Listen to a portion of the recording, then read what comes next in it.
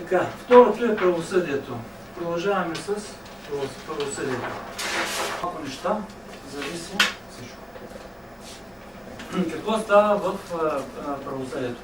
Правосъдието по принцип какво е? Едно е, решава по някакъв начин, да казахме, осъществява контрола върху нарушителите. От друга страна решава човешки съдби. Във всички случаи решава човешки съдби. Дали ще накаже някой, ще го тикне в затвора, дали някакъв спор ще го реши според закона между двама души, той решава съдбите на всички. Решава съдбите на трите страни. Значи имаме спор между двама души, там участват три страни. Двамата души плюс съдията. Съдията решава съдбата на единия, решава съдбата на другия, решава и своята съдба. Как решава своята съдба? Правим пак кантарчето. Различни ситуации има. Едната ситуация е да даде правилното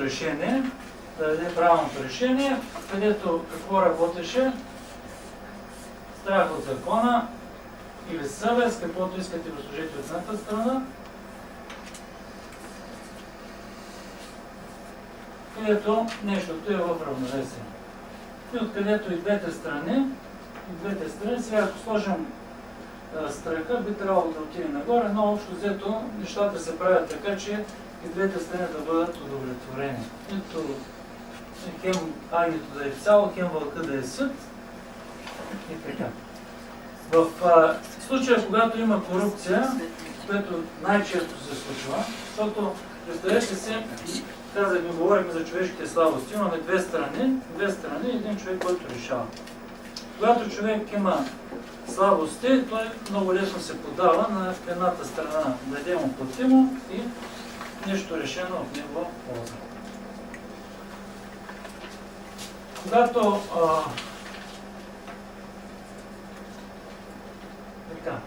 за съдията върши следното. Тук имаме печалба и страх от законата.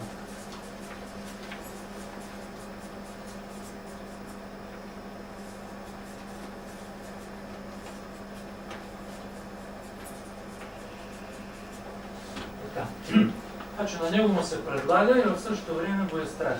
Той трябва да реши на коя страна да водне кантарчето. Ако страха от закона е по-голям, ще пишем, ако е по-голям страха от закона, кантарчето се отива така.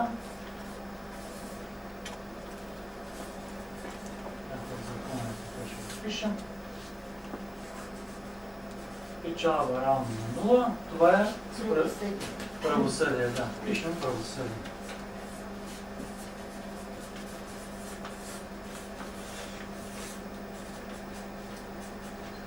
Така, в действителност, значи минаваме в България, да видим какво става тук, защото задачката е за тук и там пише датата даже. Какво става тук? Страх от закона има ли? Пишем го страх от закона равен на 0. Ще ви кажа защо, ви го знаете. Не за това, това е следствие. Равно на 0. Страх от закона равен на 0. Добре, тъй нагоре. Печалба макс. Ще ви хубаво така да ги пишем. Няма страх от закона, защото съдиите имат имунитет. Прокурори, съдии, следователи имат имунитет. Значи пишем имунитет. Равно на 0 страх от закона.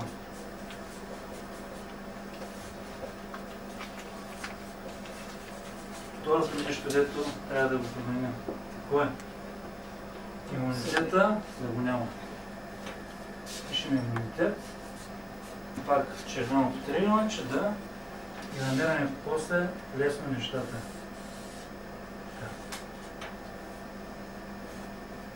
Нататък продължаваме. Да поговорим как тези ситуации, ако искате, да се отразяват на участниците в събитията.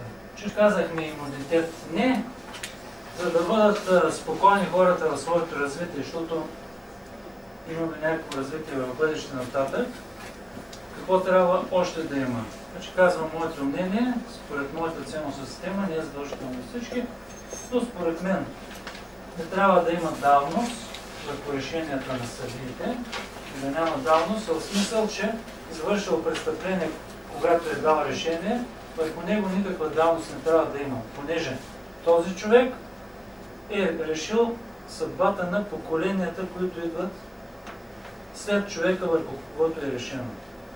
Не разбрахте го, да?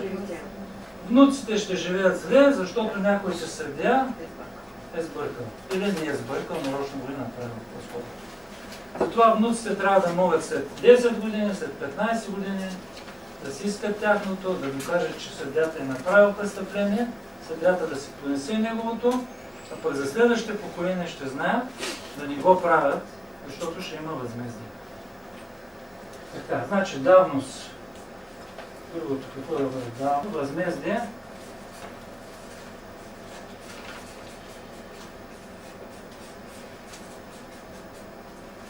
Пишем да. Някой може да реши да го...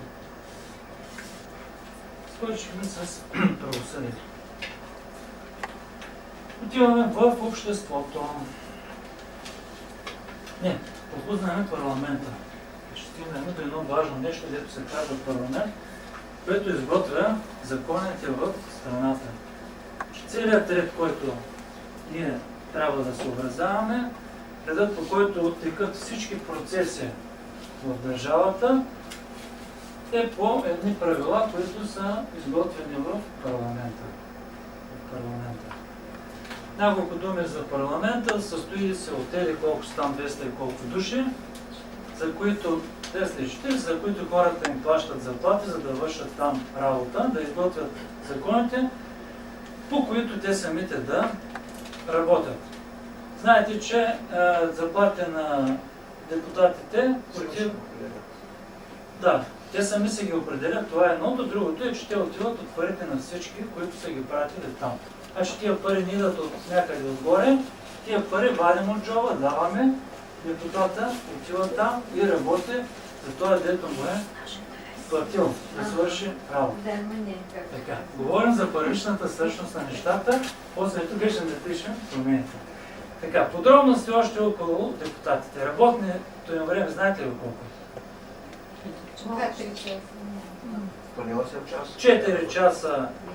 4 часа на ден с 3 работни дни. Те получават 3 средни работни заплати. 12 часа на ден. Той са отклонения малко от темата, но все пак със същността, защото те няма да ни доведат до резултата. Те са уточняващи такива неща, да получим обща представа.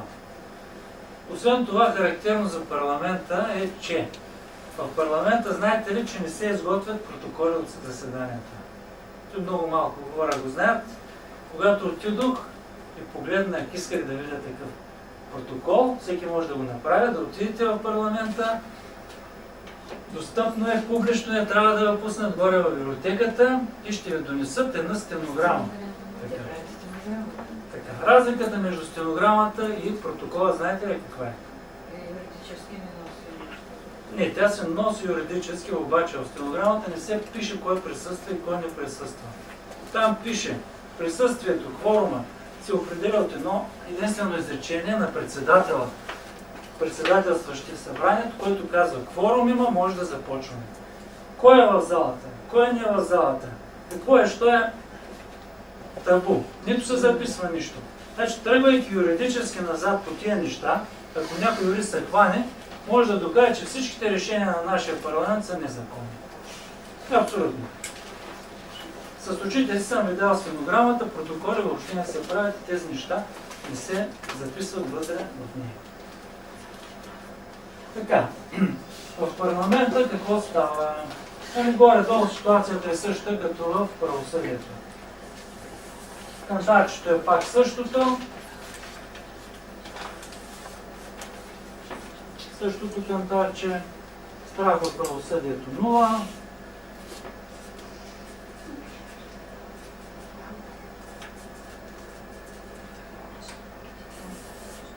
Равно 0. Печалба, естествено, максимум.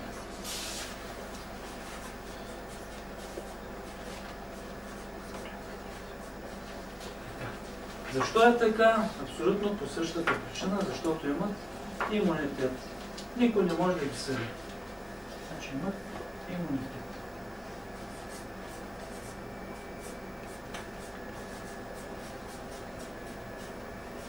Това е важно. Какво прави имунитета? Значи имунитета не допуска депутатите да бъдат съдени, в тях да бъдат повдигани обвинения. Представете си един човек. Значи говорим чисто за техническите неща, като време, като неща, които могат да се случват и като неща, които вероятно се случват. Давността по наказателен кодекс е равна на половината от присъдата. Значи ако ти направиш едно престъпление, за което трябва да лежиш 4 години, давността ти е 2 години. Когато си в парламента имаш имунитет върху 4 години, при всяко положение, когато си направил престъплението до края на втората година, давността ще е изтекла, когато напуснеш парламента. И тогава вече да нямаш имунитет, никой не може да те съди, защото законът е така. Значи казах, имат имунитет. И значи давността не може да е проблем, защото те важи за всички. Но имунитета, какво трябва да пишем също, че не трябва да го има.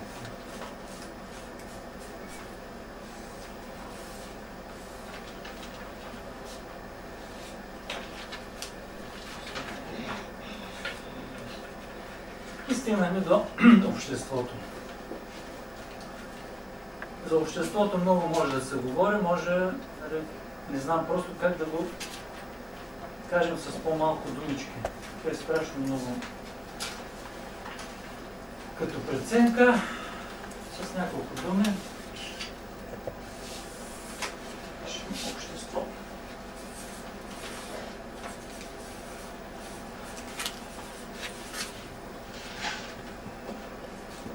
С няколко думи, какво трябва да кажем? Мизерия, дискомфорт, жлъч, никакво духовно развитие, единици са хората, които успяват, агресия, да не казваме за вибрации, за ефир, въобще страшна работа. Разруха, престъпления и обезнадежденост, общо взето, това са нещата. И при тези неща е възможно единствено една деградация на обществото да върви, когато спиралата да е само и само надолу. Значи обществото ще направим така надолу, опадът на обществото.